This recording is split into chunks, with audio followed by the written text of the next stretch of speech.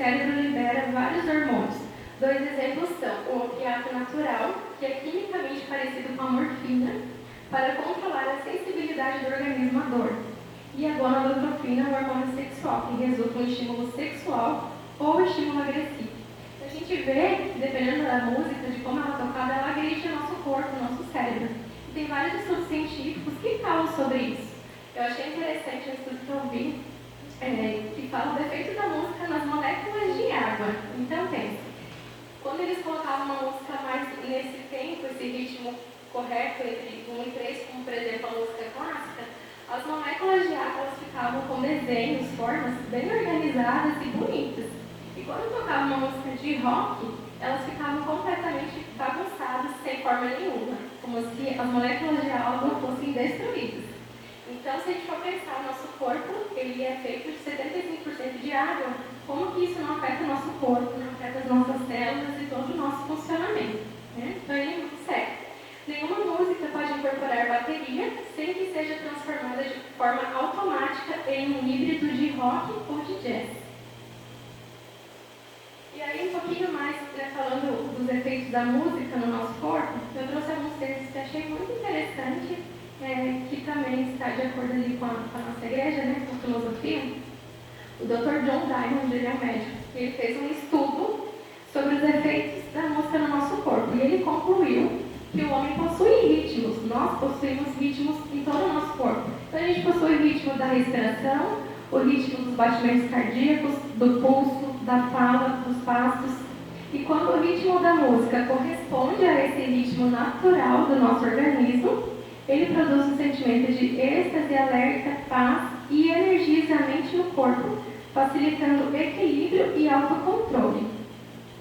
Em contraste, a exposição à música com ritmos não harmônicos, quer seja a tensão causada pela dissonância ou barulho, ou os movimentos não naturais de acentuação rítmica mal colocada, síncope ou polirrítmicos, ou tempo inapropriado, pode resultar em uma variedade de mudanças, incluindo batimento cardíaco alterado, com mudança de pressão arterial correspondente, estímulo exagerado de hormônio, especialmente os opiáceos e as endorfinas, causando um estado alterado de consciência, que pode abranger a incitação por um lado de espectro até a inconsciência e por outro a indigestão própria.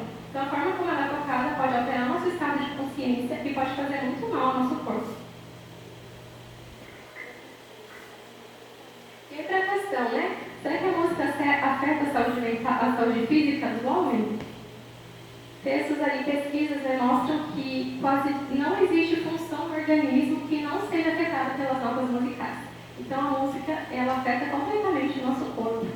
Investigações mostram que a música afeta a digestão, secreções internas, circulação, nutrição e até respiração.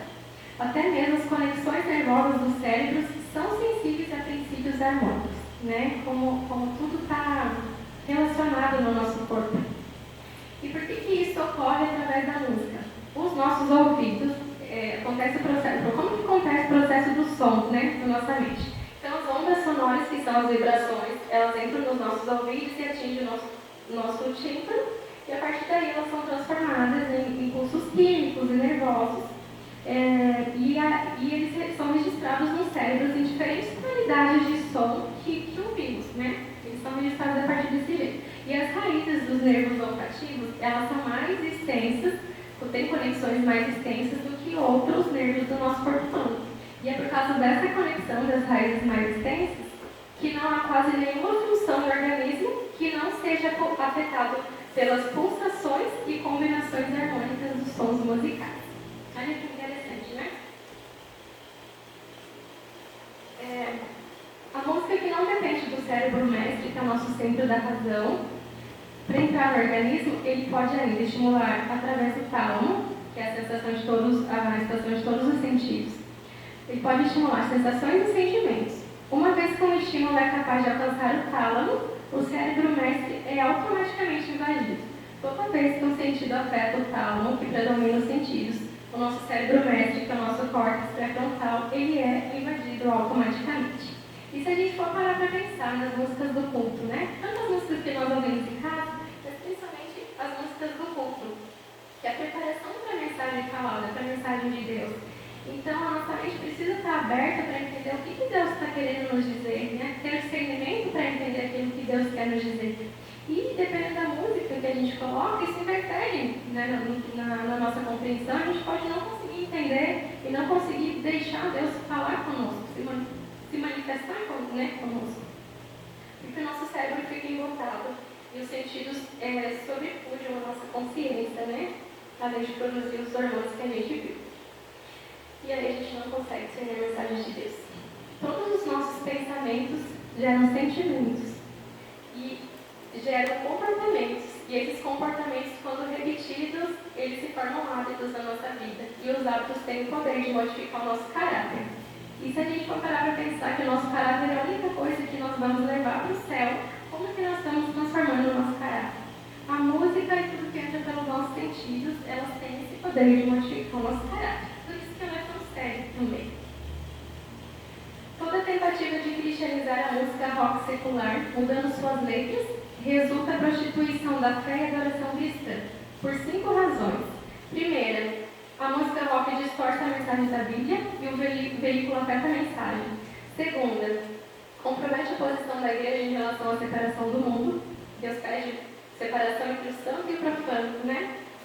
Terceira, a música personifica o espírito de rebelião, pode alterar a mente e, ao enfatizar a batida, a música rock gratifica a natureza carnal e não espiritual. Em Israel, nos serviços de adoração ao templo, eram usados 4 instrumentos, 4 tipos diferentes de instrumentos: as liras, as harpas, as trombetas e os símbolos. Os símbolos eram como se fossem pratos hoje, mas a forma que elas eram tocadas era totalmente diferente da forma de hoje. Eles eram tocados apenas para o início, marcar o início da música, ou de uma estrofe. E o uso de instrumentos no templo ali, ele revela a filosofia bíblica da música, mostra a importância de priorizar a melodia e a harmonia sobre o ritmo. E no rock e no jazz, o principal elemento a ser considerado é o ritmo. Então sempre vai ter mudança de ritmo na música de rock. Então nunca sabe a gente trazer música de rock dentro da igreja. É só mudar, tem muitas músicas hoje em dia que são consideradas cristãs, gospel cristãs, mas na verdade elas só mudam a letra. O estilo da música, a melodia, a harmonia, o ritmo, ela é a mesma música de rock do que uma música comum, Então, será que condiz com os nossos princípios? E Satanás usa isso como ciladas, para que a gente caia. Ele tem o domínio da nossa mente e ele consegue isso através dos sentidos, para levantar nossa mente, desligar o nosso lobo frontal e assim cortar a nossa comunicação com Deus. Satanás, lá é adventista, diz assim: Satanás sabe que órgãos provocar para animar, absorver e seduzir a mente, de maneira que Cristo não seja desejado. E a Nath também fala que, não sei quantos aqui sabem que houve em Indiana, naquele movimento da carne santa, ela apresenta 2 textos e fala o que ia acontecer no final dos tempos, quando estivesse perto do fechamento da porta da graça. E ela diz assim, está lá em Mensagens Escolhidas, volume 2. O Senhor revelou-me que haveria de ocorrer imediatamente antes da terminação da graça. Demonstrar-se-ia tudo quanto é estranho. Haverá gritos com tambores, música e dança. Os sentidos dos seres racionais ficarão tão confundidos que não se poderá confiar neles quanto a decisões retas. E isso será chamado de operação do Espírito Santo. O Espírito Santo nunca se revela por tais métodos, em tal confusão e ruído. Isso é uma invenção de Satanás para encobrir seus engenhosos métodos para anular o efeito da pura, sincera, elevadora, enobrecedora e santificante verdade para este tempo. Então pensa, a música ela pode anular o efeito da verdade na nossa mente. Uma balbúrdia de barulho fere os sentidos e perverte aquilo que, se devidamente dirigido, seria uma bênção. As forças dos agentes satânicos misturam-se com alarido e barulho para provocar um carnaval. E isso é chamado de ação do Espírito Santo.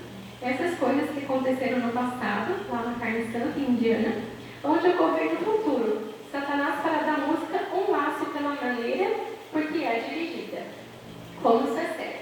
E Deus nos pede distinção do santo e do profano e um culto consciente a Ele. E aí nós vemos na Bíblia necessidade de reforma na música, que teve em alguns momentos ali. A música, ela glorifica a Deus e ajuda a nós que somos ouvintes a adorar a Deus de forma aceitável. E ela deve ser compatível com a mensagem, mantendo equilíbrio entre ritmo, melodia e harmonia, como nós vimos. A Bíblia deve ser o padrão para toda doutrina e base para toda reforma. Então, que tipo de reforma houve na Bíblia relacionada à música? A reforma de Ezequias, que foi após, foi 300 anos após o rei Davi. E Deus ele pediu mudanças no tempo, para Davi, no caso, naquela época. E Ezequias ele fez reforma no uso de instrumentos no templo, conforme a orientação de Deus a Davi. E também teve a reforma de Esdras e Neemias, ali 600 anos após o rei Davi, depois do cativeiro da Babilônia, quando eles voltaram para Jerusalém, reconstruir Jerusalém, Esdras e Neemias eles aceitaram o chamado de Deus para várias reformas feitas ali naquela época, inclusive reformas no templo, que também estavam relacionadas à música. Vocês podem ler depois, a gente não vai ler os textos, vai estar lá em Esdras 3:10, Neemias 12, 27 e 36. E de Ezequias em 2 Crônicas 29, 25 ao 30. E hoje, será que nós precisamos de reformas também na música? A gente vê que a gente precisa de reformas em muitas áreas da nossa vida, não só na música. Mas será que na música também a gente precisa de reforma? Será que Deus aceita qualquer tipo de adoração? Não, Deus ele não aceitou a oferta de Caim. Deus ele pediu a adoração da forma que ele gostaria, e não da forma que nós gostaríamos de adorar. Então, a restauração de todas as coisas, antes que Jesus venha, deve também incluir a adoração e a música, porque a música está diretamente ligada à nossa adoração a Deus. E aí, alguns princípios que a gente pode pensar para as reformas na música, nas nossas igrejas. Trazer a glória de Deus, a música deve trazer a glória de Deus e nos auxiliar ao adorarmos de modo aceitável, enobrecer, elevar e purificar os pensamentos cristãos, ter uma letra que está em harmonia com os ensinamentos das Escrituras, evitar teatros e apresentações suntuosas, apresentar todos os elementos da música de forma equilibrada, melodia, ritmo, harmonia, tempo, intensidade. Ter ciclos rítmicos que enfatizam a primeira batida do compasso e não a última, que seja livre de síncopes e polirritmos, acompanhando o ciclo do nosso corpo, o ciclo rítmico do corpo humano. Ser apropriada pela ocasião, ambiente e audiência de um determinado local e principalmente ser tocada e cantada com o espírito e com o entendimento. Então, algumas sugestões de como deveríamos pensar em reformas em relação à música. Para quem se interessa, o livro Evangelismo, capítulo 15, também fala sobre o evangelismo do canto. Ele apresenta algumas questões sobre música, que é interessante a gente estudar, queria ver com vocês, se vocês querem uns 5 minutos de intervalo para ir no banheiro, tomar água. A gente vai ter agora uma segunda parte, que é muito tempo, pode ser? Porque não, sim ou não? Vai direto? Então tá bom. A gente vai falar um pouco agora sobre o impacto de telas e os entretenimentos na nossa mente. Então, é a segunda parte e depois a gente vai para a parte final. Só beber uma linha de água.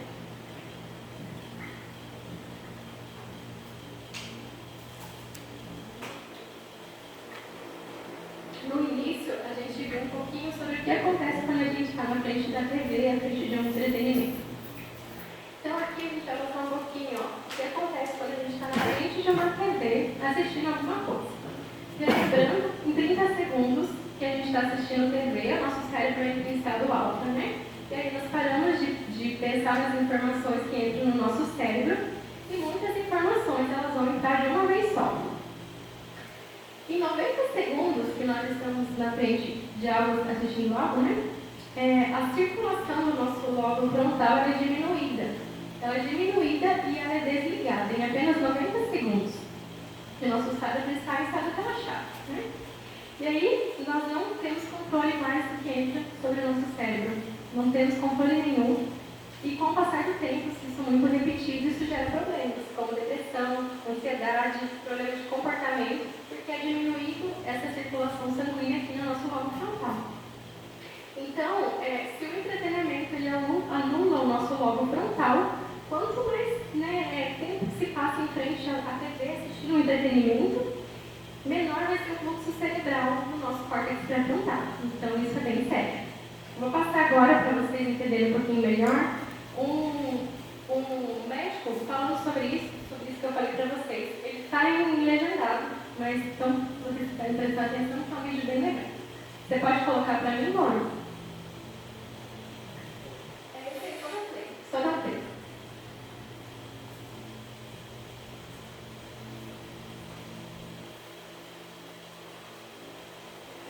Já está ali embaixo o brinco.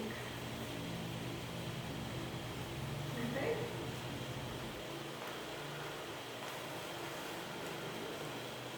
Não está aparecendo? Então eu vou mostrar aqui no computador. Geralmente ele aparece aqui, ó. Quando você coloca o mouse, aparece aqui. Não está aparecendo?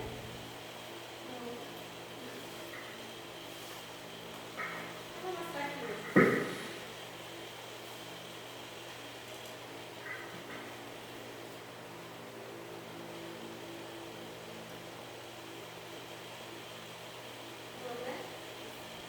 Não sei se todo mundo vai conseguir ver aqui. Mas se quiser chegar mais perto para ver, ele está falando sobre isso.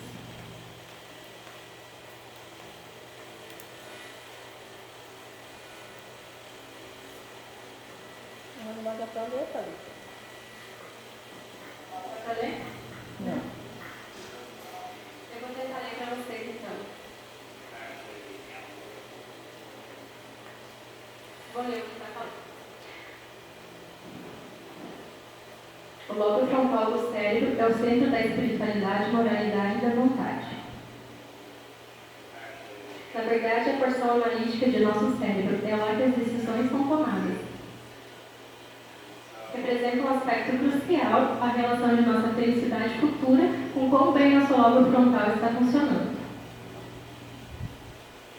Infelizmente, o entretenimento da TV anula o lobo frontal do cérebro. Na verdade, em cerca de 90 segundos de TV, a circulação sanguínea do lobo frontal começa a diminuir. Olha o desenho lá. Isso tem efeito colateral. O mais interessante é que as pessoas veem entretenimento na TV, geralmente por se sentirem um pouco deprimidas e nervosas, e isso meio que as acalma. Mas, de fato, é somente um paliativo de curto prazo que complica as coisas no futuro.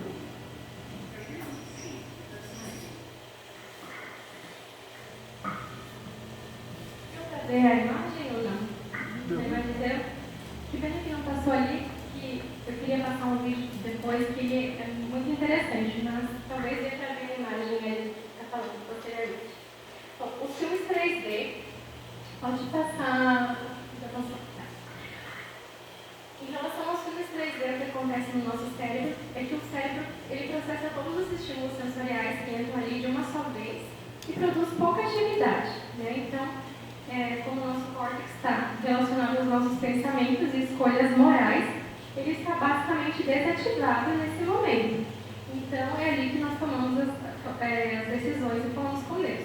O que acontece quando a gente está numa sala escura em frente a um cinema, por exemplo, né? A gente entra em estado de hipnose e toda a informação entra de forma livre no nosso cérebro e a gente não tem como filtrar o que entra ali. Então, o nosso cérebro, como ele não está processando a informação que está entrando, tem sempre mensagens subliminares nos filmes que a gente assiste, em filmes, em propagandas, e essas mensagens a gente não está enxergando, né? Visivelmente a gente não enxerga, mas o nosso subconsciente enxerga. Então, eles colocam essas mensagens nos panos de fundo dos filmes, de desenhos para crianças, propagandas, tudo que vocês imaginam, eles colocam ali para que a gente veja, e o intuito deles é que a gente compre os produtos deles. E isso nos influencia de alguma forma. E geralmente eles usam até palavras como sexo nas mensagens subliminares e até em desenhos para criança. Então, sem perceber, a gente está sendo influenciado por isso. E aí, a nossa reação emocional, né, eles querem afetar a nossa reação emocional, a gente vê isso contra eles. Então, quanto maior a reação emocional é gerada, mais a indústria consegue vender para a gente. Então, sempre é para nos influenciar. E aí, à medida que a gente assiste comerciais, filmes, etc., é liberado a ocitocina, que é um hormônio. Esse hormônio é liberado quando a gente cria vínculo e afeto com as pessoas. Então, por exemplo, é um hormônio que é liberado quando a mãe tem um bebê, né, cria laços com seu filho. Ele é liberado ali no processo de amamentação, né? E também é conhecido como hormônio do amor. Ele melhora o humor, a interação social e diminui a ansiedade. E isso é liberado através das mensagens subliminares, porque a gente faz vínculo com os produtos deles e a gente vai ter vontade de comprar o que está aparecendo na propaganda. Às vezes nem preciso daquilo, eu vou ter vontade de comprar porque eu fui influenciada para isso. Então, a gente, de certa forma, está nesse processo de hipnose no nosso cérebro. Principalmente quando tem esses planos de fundo que são invertidos. Então, tem troca de imagens muito rápidas, geralmente são sem sentido, não tem nenhuma ligação, né? E aí, geralmente, o nosso cérebro ainda dá um tilt, digamos assim, e ele fica confuso. Né? E o nosso cérebro não gosta de estar confuso. Então, quando a nossa mente é confundida, ela entra no estado alterado, e aí, nesse estado alterado, é impossível que eles plantem sementes na nossa mente e o inimigo plante sementes na nossa mente. Então, há uma sobrecarga de informações sensoriais e o cérebro não tolera sobrecarga, ele fica desorganizado, né, com sobrecarga. Ele fica aí superestimulado. Então, nós vemos toda a informação que vem de uma só vez, e aí o cérebro ele tenta assimilar todas essas informações. E a nossa mente fica confusa e entra em estado de hipnose para compensar. Então, quando nós estamos no ápice das emoções, quando eles estão em estado de onda, o nosso cérebro está em ondas alfa, eles oferecem um novo produto para vender, para influenciar a gente a comprar aquele produto, por exemplo. E além disso, nos filmes, eles plantam, não é um produto para vender, mas eles plantam uma ideia na nossa mente. E eles plantam essa ideia porque o nosso cérebro não está no nosso modo de atenção, nas ondas beta, está em ondas alfa, então nós não estamos atentos. O nosso cérebro está sem filtro, né? Então, o que os filmes fazem conosco? Nos levam a esse estado de alerta emocional elevado e vendem uma ideia para a gente. E eles vendem qual ideia? A ideia deles. Né? Será que essa ideia que eles vendem para a gente está de acordo com aquilo que a gente aprendeu na Bíblia e na Palavra de Deus? Provavelmente, com certeza não, na verdade. Quais são as ideias que são colocadas no filme, geralmente? Geralmente, palavras são colocadas no filme que vão contra Deus e a Bíblia. Né? Fala de forma para combater a Deus e a Bíblia de forma sutil, sem que a gente perceba. Quem já ouviu falar em PNL, Programação Neurolinguística, né? Ela é uma técnica usada em vários ramos aí para alterar a mente da pessoa e influenciar a mente por meio de palavras, só usando palavras. E eles te convencem de algo apenas fazendo um tipo de jogo de palavras. E nos filmes tem muito disso. Eles colocam palavras o tempo inteiro para nos influenciar. E os filmes são compostos por palavras, músicas, eles elevam as nossas emoções. E Hollywood, com isso, ele tem o poder de tomar as nossas decisões, de modificar as nossas decisões, mudar as nossas crenças, simplesmente pelo uso de palavras que influenciam a nossa mente. Eles querem atingir a parte emocional do nosso cérebro, então isso é bem sério, né? E também essas mensagens subliminares, além de afetar a nossa mente, eles afetam a nossa mente de maneira espiritual, porque a gente não tenha vontade de estar perto de Deus, de estudar a Bíblia, né? Nada desse sentido. A gente vai querer falar de Deus. Quem que depois de assistir um filme quis ler a Bíblia? Teve vontade de ler a Bíblia? Eu nunca tive vontade, muito pelo contrário, né? Eles fizeram até testes para saber a ligação emocional das pessoas em um filme, depois de cenas de filmes de terror, por exemplo. Eles estavam testando a reação das pessoas. E após esses 30 segundos, o lobo frontal foi desligado e as pessoas não tomavam decisões sobre o que elas estavam vendo. Então, as técnicas de hipnose elas são usadas nos filmes o tempo todo, o tempo inteiro. E eles sabem, inclusive, onde colocar os planos de fundo, de acordo com para onde a gente olha na tela. Eles estudaram até isso. Hoje, geralmente, se dirige na tela e é ali que eles colocam esses planos de fundo e essas mensagens subliminares para influenciar a gente. Então, a indústria cinematográfica ela tem um poder imenso sobre a nossa mente, sobre para a nossa vida se a gente deixar. Eles tentam alterar o nosso ponto de vista sobre Deus. E a gente nem se lembra, né, quando eles fazem isso, porque a nossa mente não está em estado de atenção. E é dessa forma que o cérebro funciona quando a gente está assistindo algo, né? E esse comercial eu queria que vocês vissem, mas infelizmente a gente não vai passar. Mas ele é um comercial dos Estados Unidos, quando tinha o Super Bowl, né? Quando muitas pessoas estavam assistindo a esse comercial, então muitas pessoas estavam vendo. E nesse comercial, eles falam tudo o que eles fazem na TV de forma de brincadeira, digamos assim, para você achar que é brincadeira, mas é realmente tudo que eles fazem conosco. E eles dizem assim: a TV está destruindo sua mente.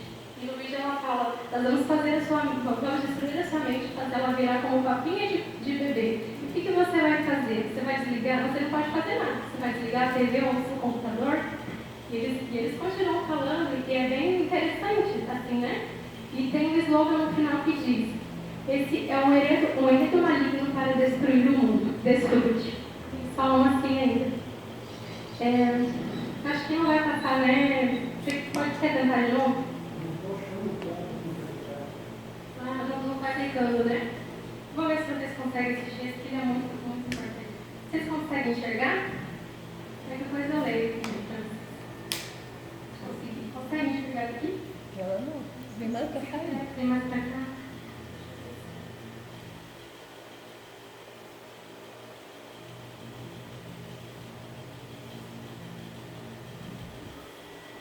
Ou até, pelo menos, sistema de TV. Aqui eles dizem que a TV vai roubar seu cérebro. Isso é um absurdo. A TV apenas torna seu cérebro um miolo mole, como uma banana madura. Da próxima vez que alguém disser que a TV apodrece seu cérebro, ria, mas ria muito. Esse riso vai forçar que as toxinas televisivas entrem no seu cerebro, derretendo seu cérebro até o tamanho de uma ervilha.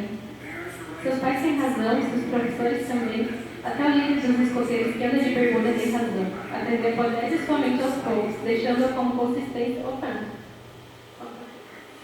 de papinho de bebê.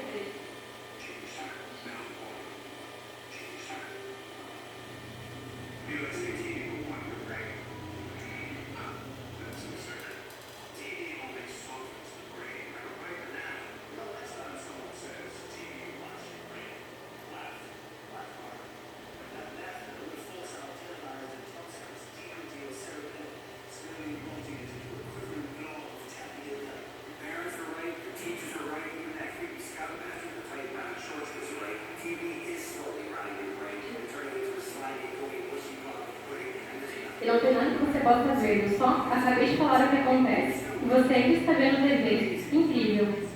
Eu sou Elisa Deus, que estrela novo programa da Ovó. É uma mescla potente de enredos distorcidos e ações insanas que deixarão seus olhos colados na tela e sua mente, como diria esse professor do ensino médio. Somente pouco. Papinhos de bebê é a melhor parte que não há nada que você possa fazer. Por acaso vai desligar a TV ou o PC? Agora que estamos transmitindo um programa de TV para seus dispositivos eletrônicos grátis o ano todo, eles estão acabando com sua mente, assim como a mamãe prometeu que aconteceria. Continue assistindo. Assim que clicarmos no seu cérebro passando pelos seus canais auditivos, nós expulsaremos o nosso intestino porque somos alienígenas. E é isso que fazemos. Um enredo maligno para destruir o mundo. Destrute. E eles mesmos falando abertamente. E muitas pessoas ainda continuam assistindo por muitos anos, eu também continuo assistindo.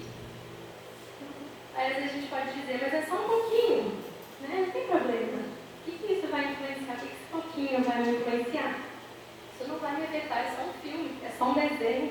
Só um desenho infantil, às vezes, né? Vou assistir só um pouquinho disso daqui. E aí eu pergunto, será que isso não vai influenciar a gente? Será, pelo que a gente viu aqui até agora, será que isso não influencia a nossa mente? Né? O que a TV, né, causa sobre a nossa mente?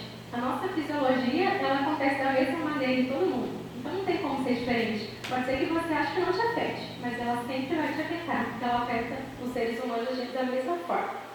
E aí eu queria só dividir a minha experiência com vocês com filmes, bem rapidinho. Eu também falava, só um pouquinho, não vai ter problema. E eu fui uma pessoa que assistiu muitos filmes durante a minha vida, filmes e seriados. E teve um momento que eu entendi que eu não deveria mais assistir filmes seriados, eu assistia bastante. E teve um momento que o seriado que eu estava assistindo há alguns anos já, ele estava lançando a temporada naquele ano, que eu já estava de assistir filme. E era a última temporada, então eu tinha assistido o seriado todo. E eu queria ver o que ia acontecer no final do seriado. E aí eu falei para Deus, Senhor, eu vou assistir só mais esse aqui, só esse final, e depois eu não assisto mais. E eles tinham alguns vídeos, acho que eram uns 12 vídeos. Geralmente são uns 24 vídeos, tinha 12. E aí eu assisti até o final, uma vez por semana. E aparentemente isso é sutil, né? Aparentemente você não percebe nada. Mas certo tempo eu fui observando que aquilo que eu estava assistindo não estava mais tão legal. Tudo que a Bíblia diz é que a gente deve ver e ouvir, tudo que é puro, tudo que é santo, tudo que é de boa fama, aquele seriado é totalmente ao contrário daqui. Tinha mentira, tinha roubo, manipulação, tinha violência, tinha tudo de ruim e eu estava assistindo aquilo lá. E aí chegou o final desse seriado e eu me sentia assim, olha, a quilômetros de distância de Deus, do nada, eu nunca tinha percebido isso. Do nada é como se eu estivesse subindo uma escada e naquele momento eu estava me sentindo bem espiritualmente. E tudo aquilo que eu subia é como se eu tivesse caído assim, ó, em queda livre, a quilômetros de distância de Deus. De tão afastada que eu me senti de Deus, apenas por assistir aqueles capítulos de seriados. Apenas por isso. E além disso, eu percebi mudança no meu comportamento e até minha mãe percebeu mudança no meu comportamento. Percebeu que eu estava mais irritada, mais agressiva nas minhas palavras, mais sem paciência. Então, para você ver, só isso, o quanto já não me afetou. E depois disso, eu vi o quanto isso me fazia mal, né? Então, sim, a TV, filmes, seriados, tudo que a gente assiste nos afetam demais. E aqui a gente entra no tema de neurônios e espelhos. Quantos já ouviram falar de neurônios e espelhos? Pouca gente, né? Bom, o que são os neurônios e espelhos? Eles são estimulados quando a pessoa observa ações alheias e ativam as mesmas regiões do cérebro de olhar a outro indivíduo fazendo algo. Então, eles são ativados quando eu estou olhando uma pessoa fazendo algo, é como se essa reação acontecesse também no meu cérebro. Eles estão associados, né, ao aprendizado e imitação e muitas funções cerebrais. Mas o que eles fizeram no estudo, para vocês entenderem? Em 1994, neurocientistas fizeram estudos com macacos. E aí, para estudar esses neurônios espelhos. E aí, esses neurônios que estavam no lobo frontal, eles eram estimulados quando o animal fazia uma reação específica. Então, por exemplo, quando ele pegava uma uva passa ou um amendoim, uma parte do cérebro dele era estimulada. Quando esse animal observava um outro animal fazendo a mesma coisa, ou quando ele observava um ser humano, que era o cientista, pegando a uva passa